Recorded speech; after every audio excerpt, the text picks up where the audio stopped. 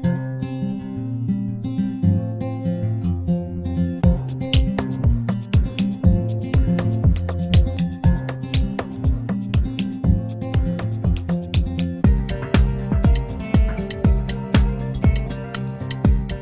totally believe in what we're doing, and I think it's the most important thing that I can be doing right now. There are so many people who are sick, and if this can help them, people have to know about this. It's fantastic that I get to share this with my family, that we're doing this together, and that we both feel so passionately about it. She was on over 40 different medicines. She had been on methotrexate and Plaquenil, one of those which nearly destroyed her vision. All of the potent anti-inflammatories, the Vioxx and the Celebrex, and was on all sorts of painkillers and all sorts of antibiotics. She had classic steroid toxicity. Her face was the shape of a moon because there's a lot of swelling that occurs in the face. At the age of 16, was diagnosed with juvenile rheumatoid arthritis, and that evolved into a lupus condition, a diagnosis of interstitial cystitis, an autoimmune disorder. Bedridden 4 years. Her mother thought she would never survive. I went to talk to William as a friend and as a doctor about his experience with patients and how they used cannabis. Seeing what the juicing did for me, using it in this form, was so significant. It changed my life. About 4 to 6 weeks after I started on juicing every day, I had no more back pain. I didn't need pain pills. I felt the best I ever had. A lot of people think cannabis and pot are not medicine. I had stumbled on an article in Scientific American, December 2004. They had an article on marijuana as the brain's own marijuana, and they introduced the idea that the body produces compounds that are very similar to those found in marijuana or cannabis. Cannabis actually goes upstream. It provides feedback from the postsynaptic nerve to the presynaptic nerve, which was unheard of in neurochemistry. I mean, all neurotransmissions were unidirectional, and all of a sudden, swimming against the force of that are these little cannabinoid molecules that tie the whole system together. The phytocannabinoids from this plant augment the body's attempt to restore and increase function to a normal level. So it mimics the regulatory system of cellular physiology. And recently the Food and Drug Administration has approved of CBD, which is a cannabinoid like THC, one of 80 cannabinoids. The federal patent compares vitamin C, vitamin E, and CBD, or cannabidiol. CBD turns out to be more potent than either of those two. The thing that I warn my patients of is, if you're going to be juicing this flower and this leaf, and you're going to be doing this high-dose, non-psychoactive cannabinoid dietary approach, please do not heat it. When you heat cannabis, you make it psychoactive, which for a large part of the community, the psychoactivity of a plant is a measure of its medical quality. But it's really quite the inverse. If you heat or age cannabis in any way, you're destroying some of the medicinal properties of it. To use the plant effectively, we have to use it the way it evolved over 34 million years, which is raw. Because when it's raw, the THC is bound up as THC acid. It requires aging, drying, so as a hunter-gatherer, we gather this plant and we notice, wow, as this plant ages, it changes character. It suddenly has a psychoactive effect. I think that's the most exciting area of cannabis research, is looking at non-psychoactive cannabinoids. Because if you do heat it, you'll decarboxylate the THC acid, and you're going to have 600 milligrams of THC acid with the CBD acid. You would be unconscious probably for the better part of the week. Between heating the plant, whether that's in a sucker, a cookie, a baked good, a butter, vaporized, smoked, all of those techniques convert THC acid, which is non-psychoactive, into THC and provide you with that 10 milligram dose.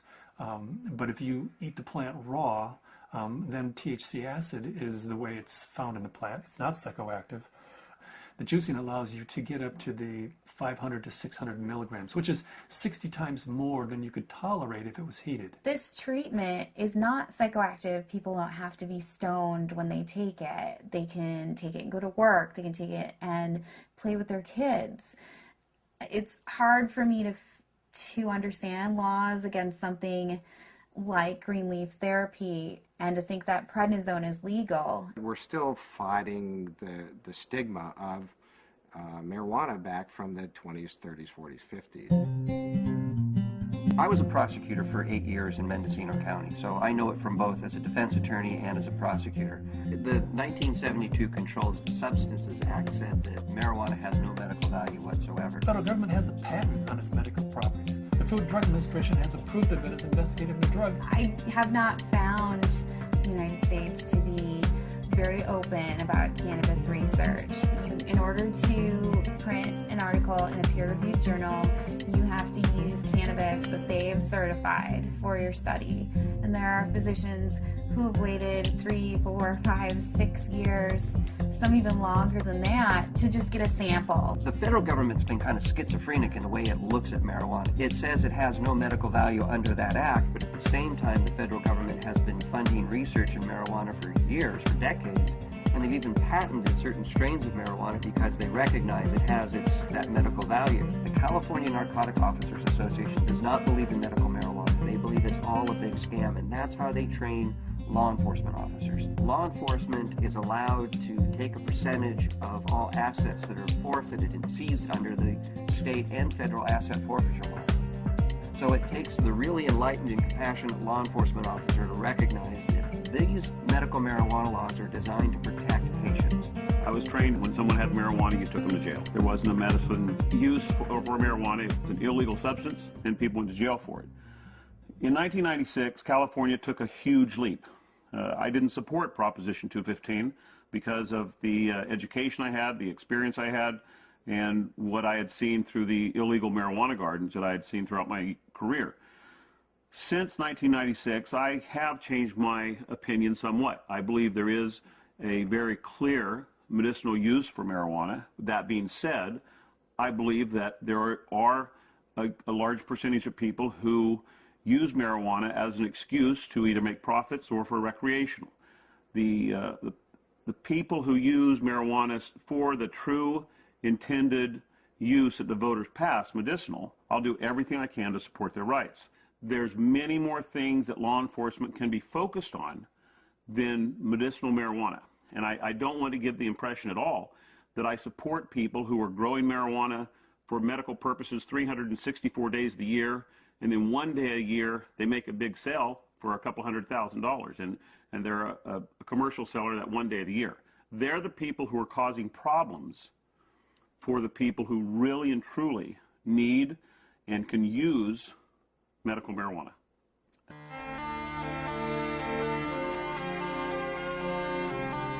Terrifying, to be told as a parent that your child does have a tumor in her brain. It took 24 hours in the operating room. They gave us a 10% chance of survival with treatment. The Oakland Children's Hospital, where they called me and they said they had a baby who they were discharging home. This baby had completed all treatment that would be useful for it, had brain tumor, had surgery, had radiation and chemo, and the tumors were still growing and still multiplying, and therefore they said to the parents, just take this baby home and make it comfortable, because there's nothing more that we know that will help its condition. Started to accept to the point where the illness had taken her and us, and try and find some acceptance. A month went by and I got in contact with the family, and they said, well, we just came back from Children's Hospital. They did a CAT scan.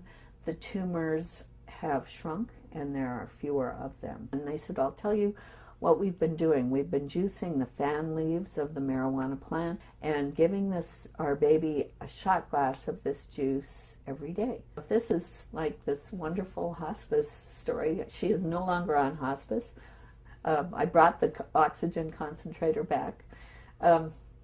It's just one of those wonderful success stories. The plant is a pretty amazing plant because it appears that the juice of this plant is saving this baby's life. Here we have something that can really change people's lives. I mean, I was laying in bed, catheterized, thinking that physicians were just trying to make me comfortable. They really didn't think that there was anything more that they could do, and that I may not live to be 30, which I am now. That was the best I could hope for. The best I could hope for was taking enough methadone and Percocet every day that I just didn't feel anything at all. I had gotten in touch with Dr. Courtney because we had received a doctor's recommendation from one of his patients, and in it asked that they start juicing the leaves and having capsules and a few other items which I didn't know anything about. So after I contacted him, I was really excited to hear that there might be some other alternatives to the smoking of the cannabis. These are friends we've had in the past year. They said, your father's not the same as he was when we first met him, and he seems to be much more alive and much, doing a lot more and more active. And I had informed them that it was because of the juice that he had been taking. Right after we started juicing, that he seemed to be more active. We would do things out in the garage more, and he wouldn't spend so much time in his chair. We have ran out periodically in the last year and a half, and that's what made me convinced that he needed it, because when he would run out, he would have trouble getting out of the car. I had 4 doctors tell me that I should have a hysterectomy. You either have no ovaries, or at the very least you're sterile. That my endometriosis was so bad I would never be able to have a child. Despite very potent birth control, despite being sterile, Zahaya decided she was going to come join the party.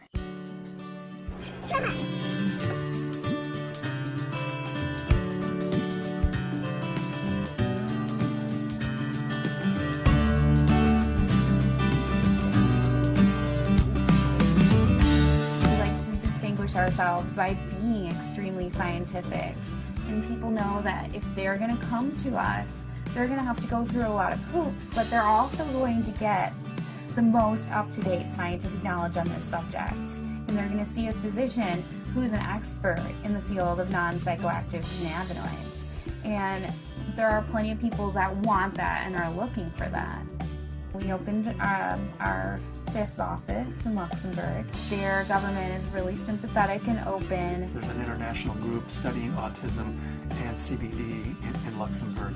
There's a physician there who's writing cannabis scripts who's also a senator, and we've been working with him, Senator Columbera.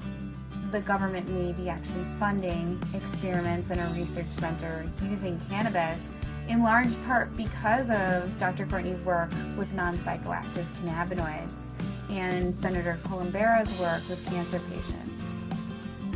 There are now facilities for testing plants, and there's been more progress made in the last 5 to 6 months. A new strain in from Spain called Cannatonic, 6.9% CBD.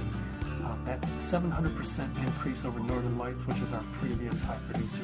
I would like to find strains that have all of the cannabinoids present in an amount that's useful. I'd like to produce strains that are adapted to environment. In Luxembourg, we're producing thousands and thousands of pounds of seed, to raise the money to give away, a half a pound of seed, because if that person grows an acre of cannabis and feeds their family the proteins and the fatty acids, incredible food source, an incredible preventative medicine source, and an incredible therapeutic source, and at the same time, they're sucking 5 times as much CO2 out of the environment as an acre of trees. First, we have to change Convention Treaty Number 1, which was the convention that the UN put out in 1961 that says cannabis is a crime, should be, if you have it, if you grow it, if it's in your possession, you should be in prison. That dogma has dominated the world right now. They're asking for input from the World Health Organization. I'm in the process of writing a letter stating that this is a dietary essential. It's not a criminal thing, because we have to change that treaty before we can go into Central and South America and say, you grow yourself an acre of this plant, feed your family, prevent illnesses. So Cannabis International kind of legalizing the plant globally, giving it back to people as a food source, prevent illness is so much better than waiting until you have diseases. With my own experience and all the patients that I've spoken to, I believe that it's not an isolated incident, that this is the best medication